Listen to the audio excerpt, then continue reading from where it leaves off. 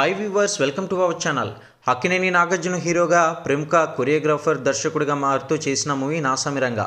ఇకపోతే అల్లరి నరేష్, రాజ్ తరుణ్ వంటి క్రేజీ హీరోలు కూడా ఈ సినిమాలో ఉండడంతో ప్రేక్షకుల దృష్టి అంతా కూడా ఈ సినిమాపై పడింది. దానికి తోడు సంక్రాంతి సందర్భంగా థియేటర్లోకి రావడంతో ప్రేక్షకులంతా కూడా ఎగేసిమడి చూశారు. మరి ఈ సినిమాకి సంబంధించి బాక్సాఫీస్ వద్ద కలెక్షన్స్ ఎలా వస్తుందని గతం నుంచి చూస్తూనే ఉన్నాం. అయితే ఈ రోజుకి మరి బాక్సాఫీస్ వద్ద ఎంతవరకు కలెక్ట్ చేసింది నాసామిరంగా అనే సినిమా ఇప్పుడు మనం గమనించేద్దాం. ఇకపోతే ట్రైలర్ సూపర్ రెస్పాన్స్ రావడంతో సినిమాపై కూడా అదే అంచనాలు అయితే ఏర్పడింది. కాబట్టి మరి ఈ సినిమా 14న గ్రాండ్గా ప్రేక్షకుల ముందుకైతే రావడంతో కలెక్షన్స్ అయితే చాలా బాగా తీసుకొచ్చారు.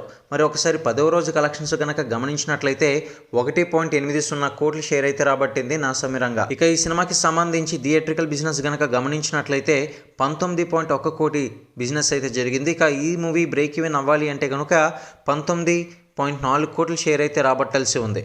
మొత్తానికి ఏదేమైనా సరే బ్రేక్ ఈవెన్ అనేది పెద్ద కష్టమేమీ కాదు. అయితే 8 రోజుల్లో 19.58 కోట్ల షేర్ అయితే రాబట్టింది.